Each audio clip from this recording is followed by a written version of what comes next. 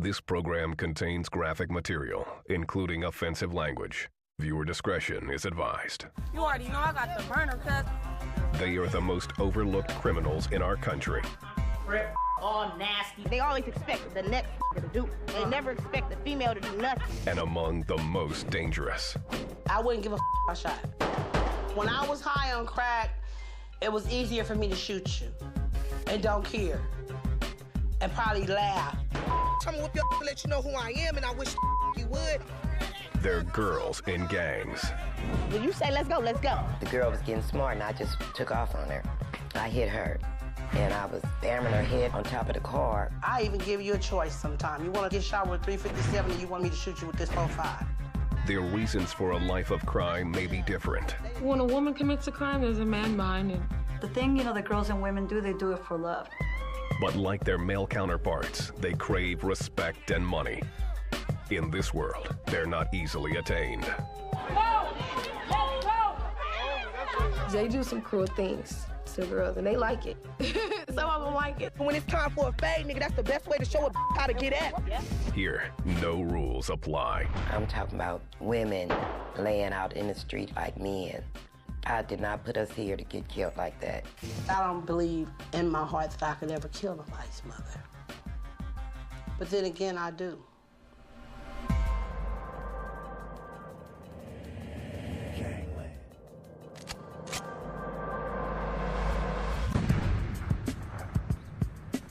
Compton, California, 1979. It was late afternoon when 16-year-old Sylvia Nunn heard shots being fired outside her home. I'm laying up in my bed, and I hear all these gunshots. And I took off running. Sylvia found her 18-year-old brother, Marcus, a member of the Bloods, laying in a nearby park. And there was a crowd around him. And I was saying, let me through, let me through.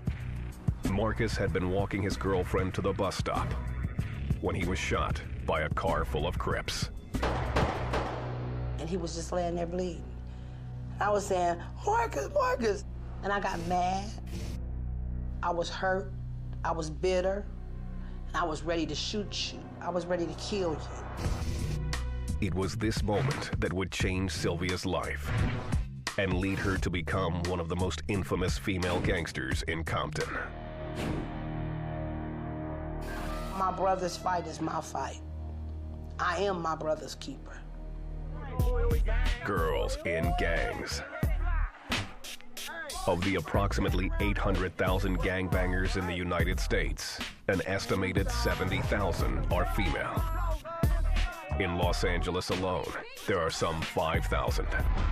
I've been a soldier since day one. You gon' get let bleed. If we gotta pick up something to knock your out, this is Compton.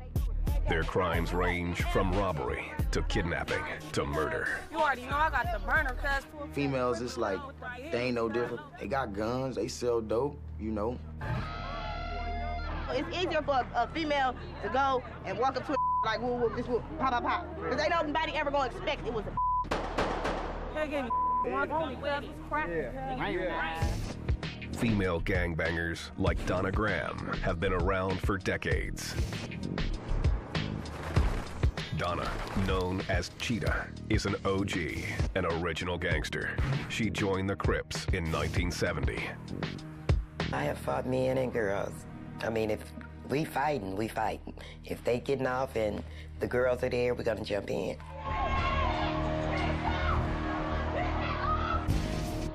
Girls too. That's how we get there, always. Little is known about these women, who often fly under the radar. Programs are focused at boys and men, and people always overlook the girls and the women. It's such an anomaly. People, want to hold this place for how women, should act. Susan Cruz is a former gang member herself. She moved to Los Angeles in 1996, where she joined a neighborhood gang. A lot of it had to do with feeling alienated, feeling like a stranger in a strange land, coming to this country from my native El Salvador, not knowing the language, the culture clash, not fitting in. Cruz eventually left the streets. She now counsels gang members and does community outreach. She's one of the few gang experts focused on females. Most people that I have trained will tell me that they would rather work with boys only rather than with girls. The last thing you'd want, is to be afraid of women. The ability to create that kind of fear is enticing and draws many young girls into gang life. Being in the gang is very affirming, and they will prove themselves that they can be just as crazy as the males. To have, people fear you can, be very empowering. To keep it real, though, don't get me wrong. Carry burners and guns.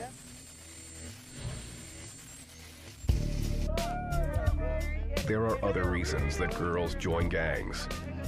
Many come from broken homes and are looking for support. It's really rare, to see that a girl will try to find, something to replace her family if everything's okay in her family. Usually, something is really, really not okay for her to be trying to find something to replace it with. That was the case for this woman from Compton, who goes by her street name, Difficult. You gotta fight. You might have a girl that look at you in the wrong way, and then that might lead to a fight right there. You just gotta defend yourself. Difficult was only 6 years old when her mother, Linda, went to jail. I was a fool. I took the rap for my boyfriend. He said he would get 12 years if I didn't tell them that the drugs were mine. Linda spent 2 years in prison. Without a mother at home, Difficult found the family she was missing out on the streets. When she was 13 years old, she joined the Bloods. If you don't want to be part of their little gang or whatever, they're gonna keep treating you like an outsider. So I wasn't really there for her. Well, she blames me a lot for that. There's something else that drives women into gangs: love. Many girls get involved because of a relationship. They're the girlfriend of a boy who's in the gang, or the family member is in the gang. My girl in the front seat looking fine as wine, thin as wind. Relationships are so important to girls and women, and the things that they will do for love.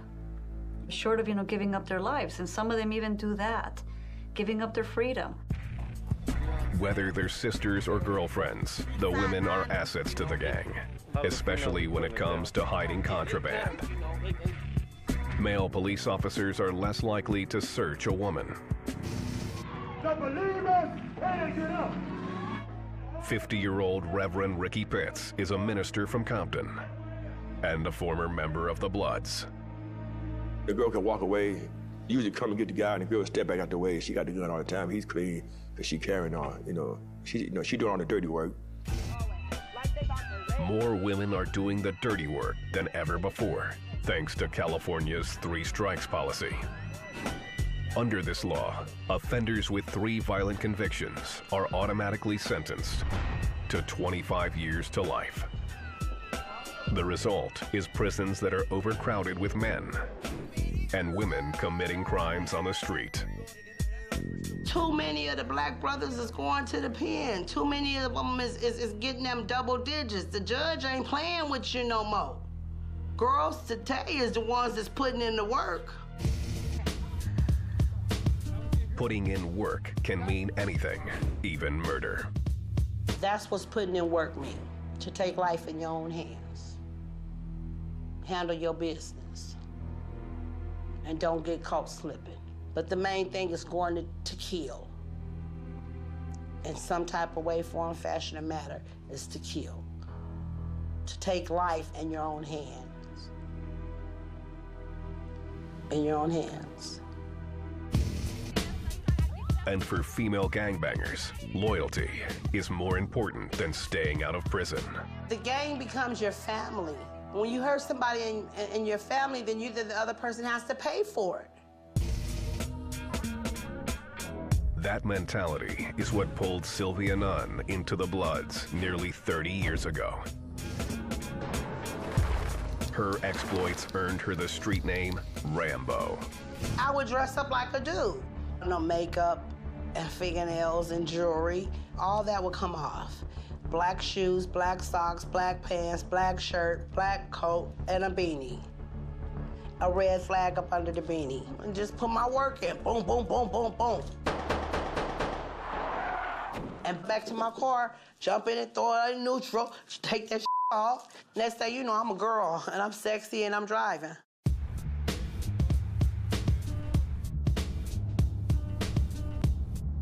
Sylvia dressed up like a man the day her brother Marcus was shot by the Crips.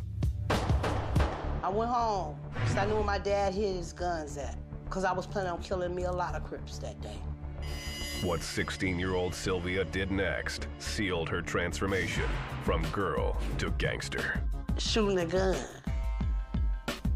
Shooting somebody. That first time. After that, it ain't hard to do. If you can get over it that first time, it's not nothing that you can't do again.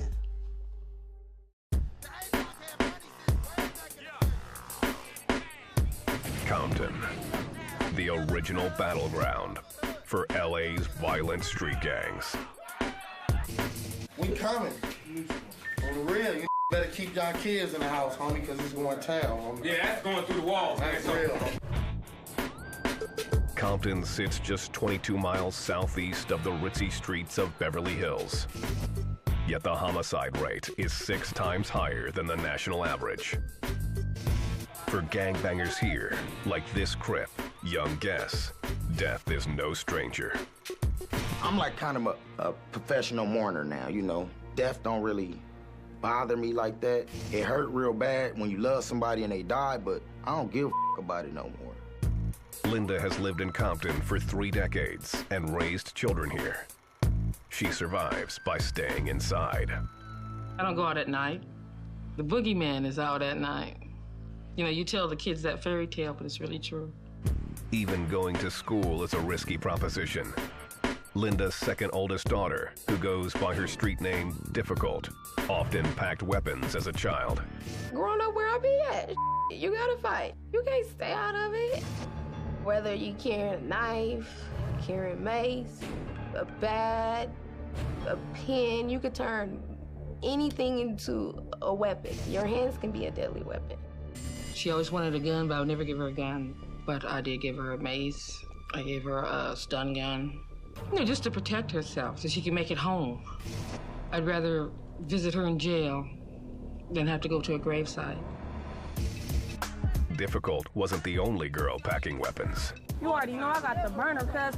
There are approximately 200 female gangbangers in Compton. Many of them hang out here in Looters Park. Every day, all day, or you can catch me in the park doing my thing, pork story, giving it up, ain't turning out no fags, accepting all, and then, son. We take hits, we take niggas, we give them back. Looters Park is a 6-acre playground in the middle of Compton. Here, female gang members are used to police. Take a look, it's like 6 cars out here right now, ain't even doing nothing. You see, they got us around the hood, my nigga, so, because we ain't got nowhere to go. They block. Looters Park is familiar territory for local police. Each day, police conduct raids and round up gang members. Hey, baby. A lot of gang members do hang out here and have hung out here. They have a lot of meetings here, and yes, several people have been shot and killed here. The park serves as headquarters for the Pyrus, the largest and first blood set. Named after a street near the park, it is the same neighborhood where Sylvia Nunn, an original gangster in the Bloods, grew up. To me, this is the grounds of the devil. You have bombs, you have smokers, you might have syringes in the sandbox, you might have razors in the sandbox, you might have crack pipes in the sandbox. If you dig deep, you might find a gun here or there. This park is a headstone to me. I have had so many loved ones die right here in this park, take their last breath. I have had so many homeboys and homegirls lay here in this park and the ambulance pick them up. And if hell is anything like this, I sure don't want to go.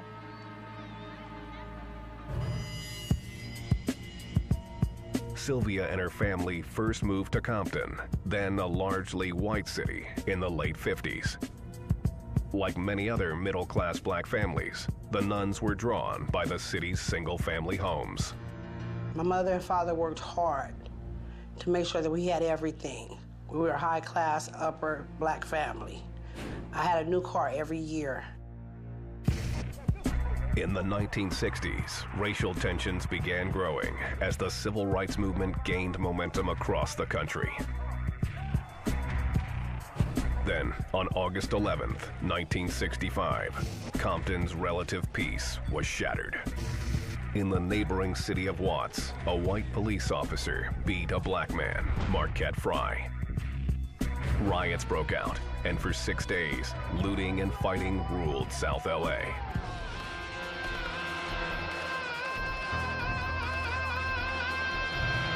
Donna Graham, an original gangster known as Cheetah, was 12 years old when her family got caught in the turmoil.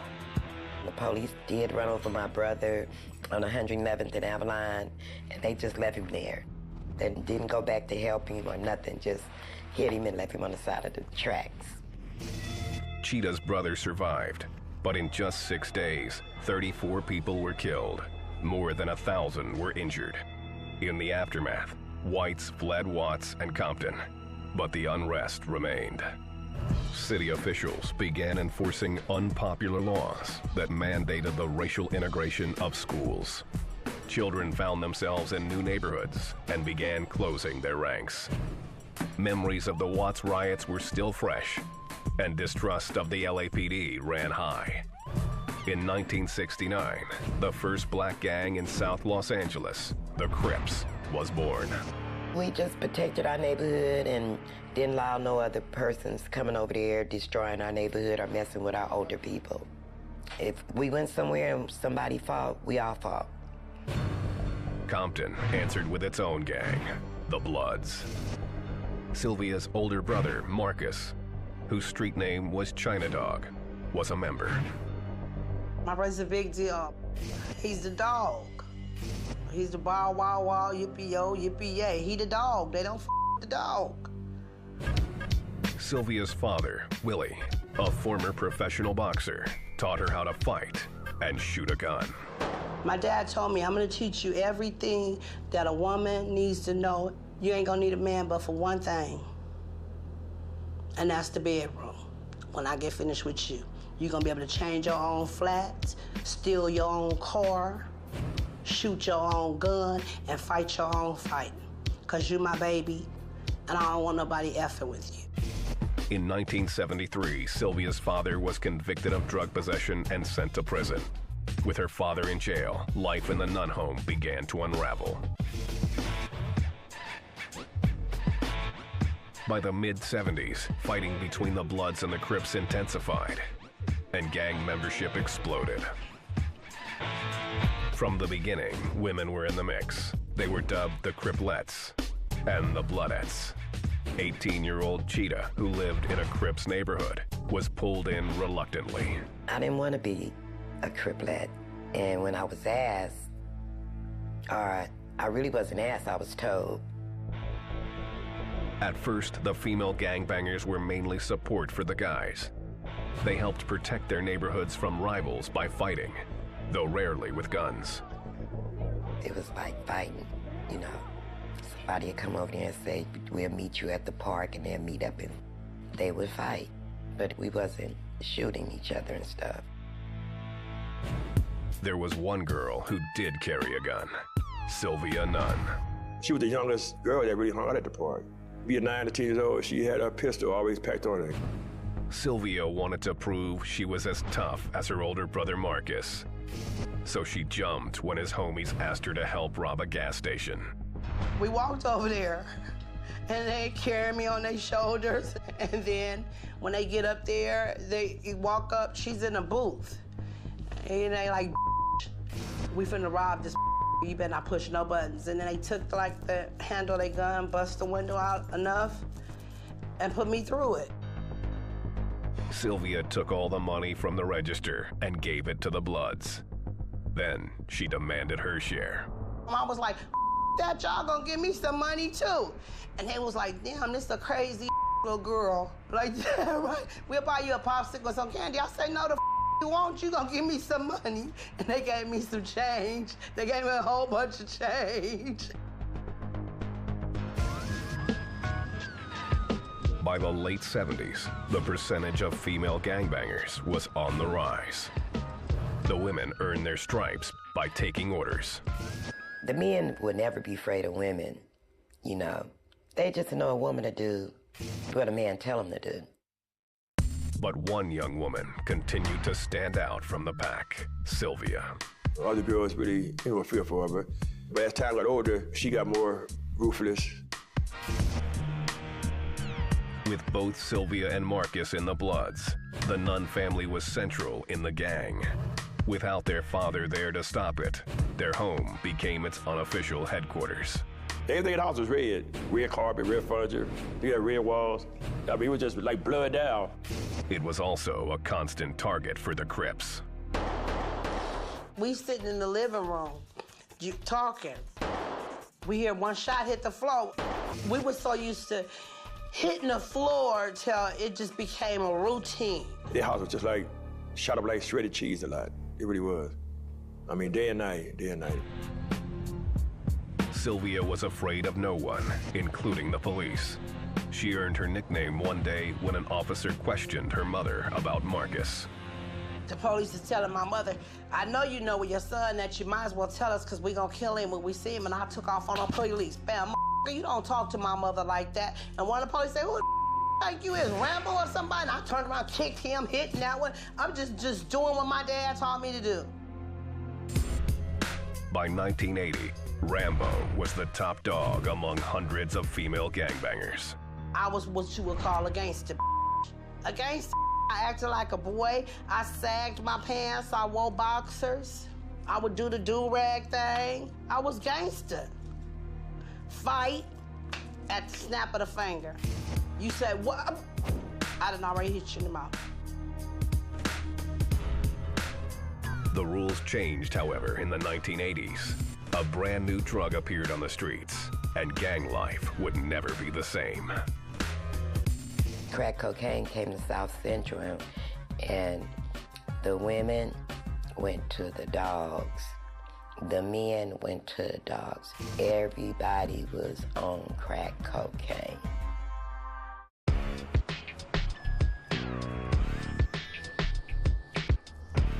Compton, California, the 1980s. What was once a middle-class city was now flooded with crack cocaine. Like their male counterparts, female gangbangers wanted a piece of the action.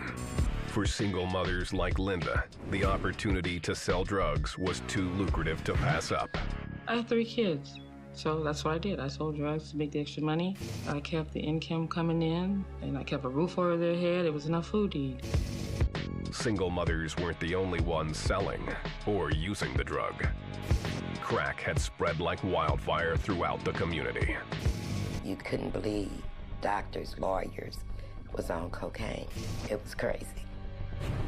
One evening, Cheetah was in the hospital in Compton when she realized her nurse was smoking crack.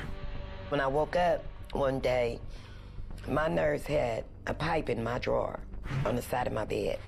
And I told my doctor if I didn't kill myself, they was gonna kill me because my nurse was on drugs. And I checked, he let me go home. Gangs were the engine that drove the crack epidemic. Not only were they the chief suppliers, but many gangsters were getting hooked, including Blood member Sylvia Nunn, AKA Rambo. I wouldn't give a who I shot. When I was high on crack, it was easier for me to shoot you and don't care and probably be laughing. That's what it was like on crack. Life on the streets grew even harder for women in gangs. Violent crimes were more common, and families fell apart as users and dealers were killed or sent to prison.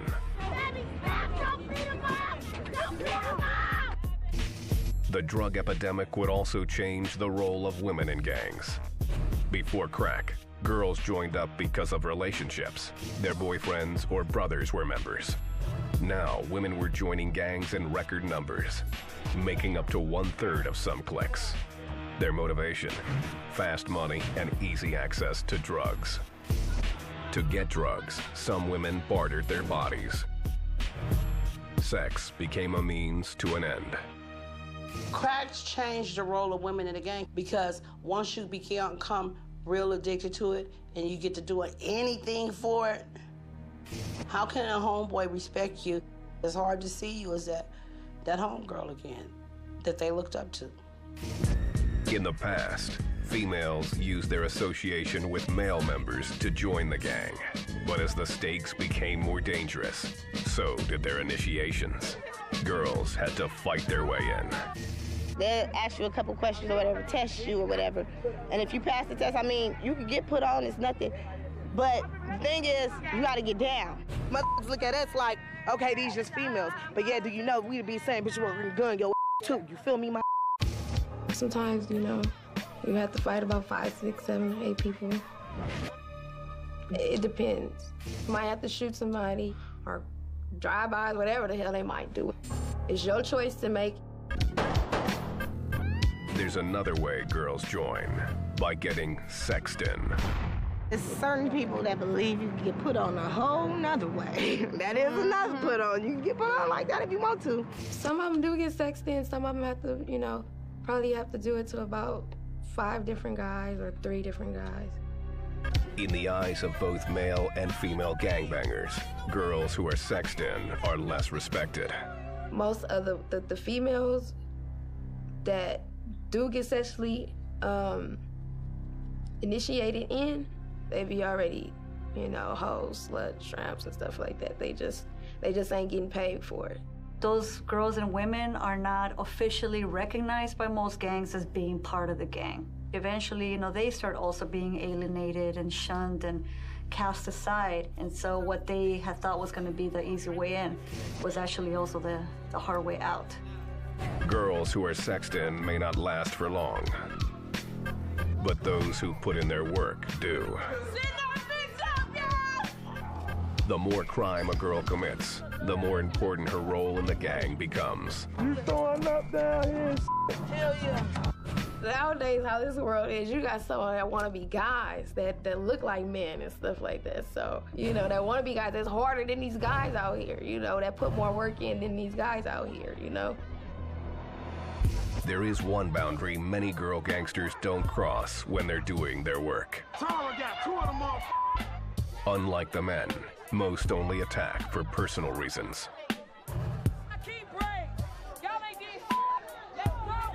When girls assault, it's usually something that's very personal to them. It's not just some random, you know, nondescript stranger. Someone, you know, that hurt them. Violence isn't the only way female gangbangers do their work. Some also use their sexuality as a weapon to spy on rival gangs. Girls and women are utilized by a gang, you know, to get back or to lure or to entrap rival gang members. Nothing is fair in love and war.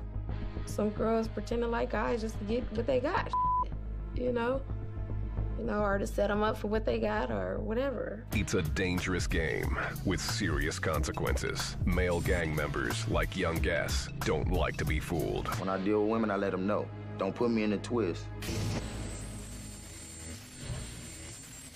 Because I'll break your neck just like I break your neck. In spite of their tough ways, the girls still aren't welcomed by all gang members. It really does depend on the gang. Gangs are that slice of society. Men and gangs view their women just like regular men do.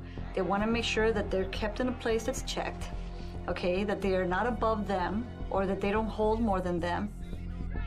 I ain't with all that old females banging, because they females. That ain't their place to gang bang. Women in gangs are bound by the same rules as the men. I'm from West Side of Cajun Block, come from Crip, all nasties, cuz. Most can't leave without risking payback, unless they're pregnant. Once they become mothers, then they can leave the gang. It's very highly acceptable. And it's actually almost a requirement, for some gangs that they, change their status, because nobody wants, a pregnant, woman dead. Leaving a gang is never easy, though, especially for longtime gangbangers like Sylvia Nunn.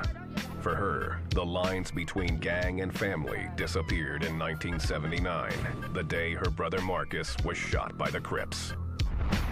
If you shot my brother, I could kill your mother. If you shot my sister, I could kill your mom and your daddy. If you shot my nephew or my niece, I could kill your whole family. 1979, Compton, California. Sylvia Nunn was just 16 years old when her brother Marcus, a member of the Bloods, was shot by a car full of Crips. Marcus survived the shooting, but bent on revenge, Sylvia grabbed her father's gun and headed out with her brother's homeboys. And they threw me a jumpsuit, like a gas station attendant. Threw on a ski mask and threw a blue rag around my neck. And we got in the Impala, and we went to that set. Sylvia and the Bloods drove into Crip territory, looking for the shooters. We parked the car and put it in neutral. And we strolling down the street. And the homeboys are saying, "What's up, cuz?" And everybody else is saying, "What's up, cuz?" And we just strolling by him. And something just went all through my body. I snatched that damn beanie off and just let out, just started shooting. Sylvia and her homeboys shot into a crowd of Crips. Sylvia was hooked. Shooting a gun is like eating an apple to me. Then you eat the apple, and it tastes good. Then after a while, every day you want an apple. Over the next decade, Sylvia would work hard at earning her nickname, Rambo. We wasn't cowards. We didn't do drive-bys. Trust me, I throw my shit in neutral and get out and just bust on your ass. I even give you a choice sometime. You want to get shot with a 357 or you want me to shoot you with this 45? Nunn wasn't the only woman calling the shots in Compton. By the end of the 1980s, Donna Graham, known as Cheetah, was also a high-ranking member of the Crips. Like the male members of her gang, Cheetah was more than willing to put in work. If another gang came in our hood doing drive-bys, of course, you're gonna go do the same. If you mess with me, then I'm coming at you. And you'll know, because it be out there. Even motherhood didn't stop Cheetah from gangbanging. And one night in 1980, someone came looking for her in retaliation. I had just had a little boy, and he was a baby. And all you hear is all these gunshots. And I'm jumping, trying to grab my baby out the baby bed and get on the floor. And all you hear is these gunshots, and they hollering, somebody hit, and it was just crazy. Cheetah and her baby escaped unharmed. By the end of the decade, a large percentage of Compton's 2,000 gang members were female. Many would pay a heavy price for their membership. July 23rd, 1991. It was mid-afternoon when Sylvia Nunn received a phone call. I said, "Hello?" And my mother said, "Sylvia." And just the way she called my name, I automatically knew somebody was dead. I said, "Oh, Mama, please don't tell me nobody killed Marcus." She said, "No." And I said, "Oh, don't tell me my daddy dead. I'm already crying." She said, "No, Junior dead." And I didn't believe her. Sylvia's oldest brother, Junior, was walking down a side street in Compton when a strange car drove by. He was shot in the back of the head and died on impact. Unlike Sylvia and Marcus, Junior had never been part of the gang. He was so damn humble. If you say, Junior, here, kill that fly for me. He stuttered. You kill it. The fly got a right to live like you got a right to live. Junior was part of the royal family of the Blood's largest set, the Pyrus. For a rival gang member, taking out a nun was the ultimate hit. I think they might have killed Junior, probably, maybe for something I had done. People forgive, they don't forget. You could kill a nun, and where you would kill an average Pyru, you just steal a crip. But to kill a nun is to be a soldier. Sylvia returned home that afternoon with one mission.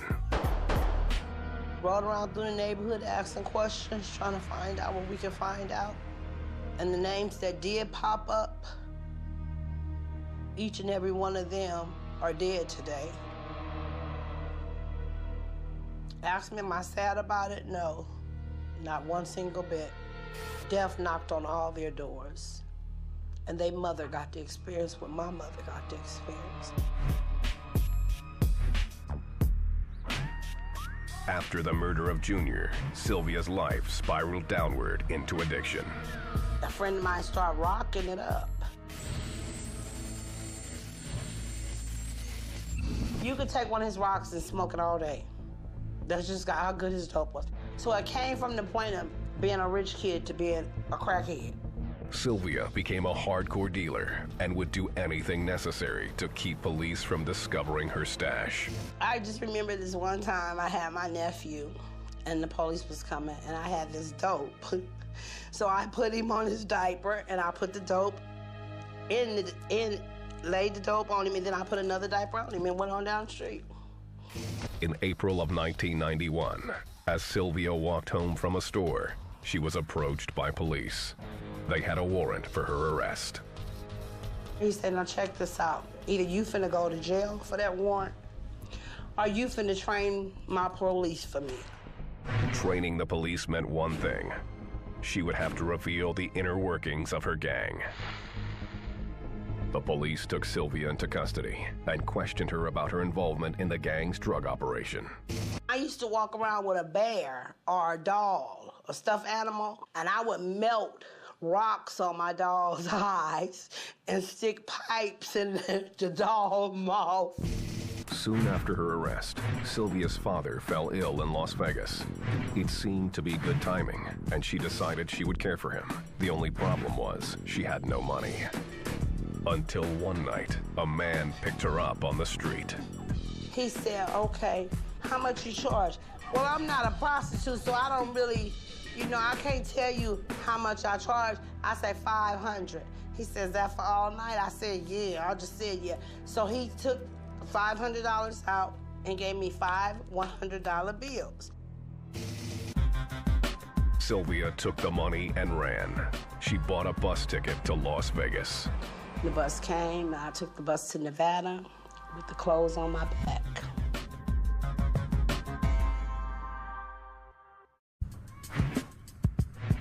Compton, California.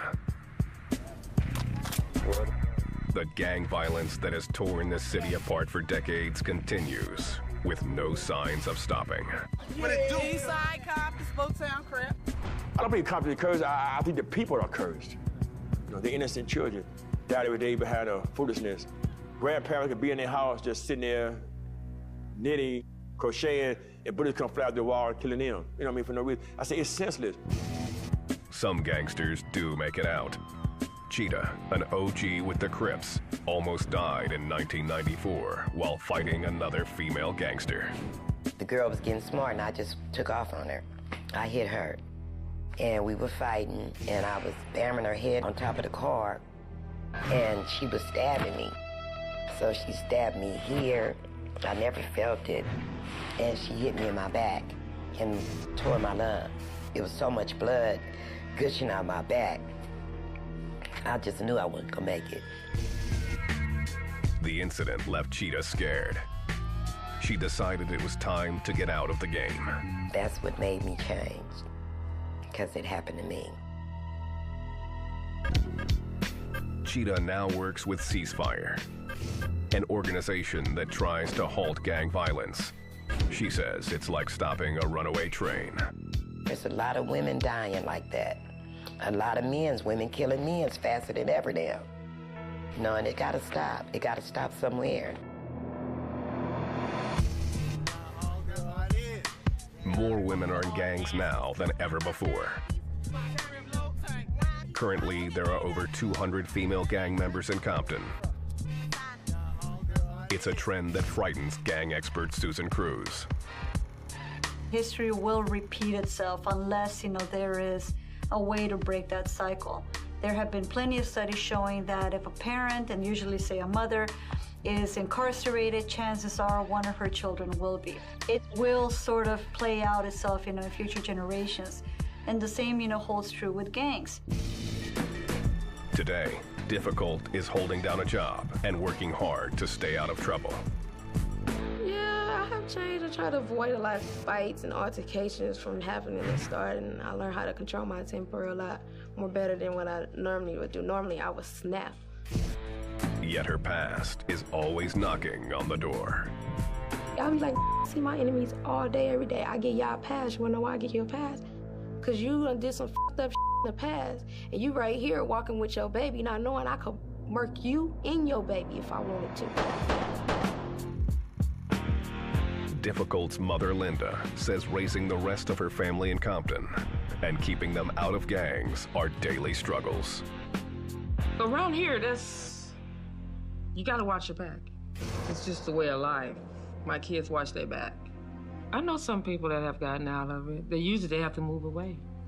It ain't all about what you do, sometimes it's how you do it. For Sylvia Nunn, the Blood's most notorious female gangster, the only way to escape the past was to leave Compton.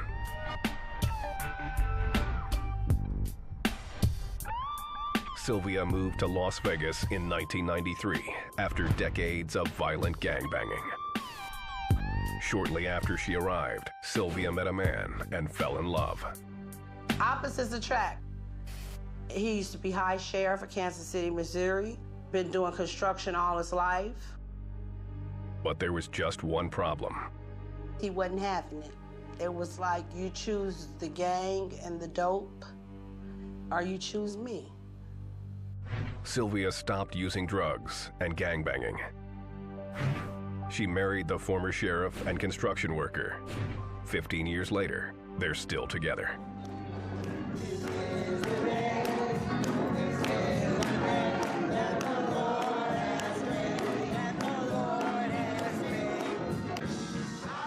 Sylvia also began attending church. I put on a suit and I went to church and I joined church. And I've been in church since then. In the name of Jesus. And I put down Pyru and I picked up Jesus. Get out the gang. Leave the gang members alone. Let them go about their business. Look, bullets ain't got no name. And when you gang bang, you're putting your whole family in jeopardy. And I believe that somebody should hear her story because today somebody's out there who's going through what she went through.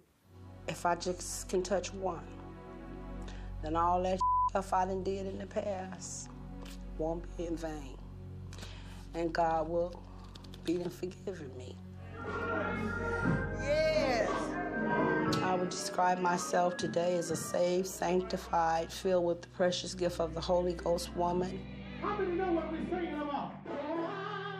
A recovering drug addict and an ex-gang member who's happily married and love God.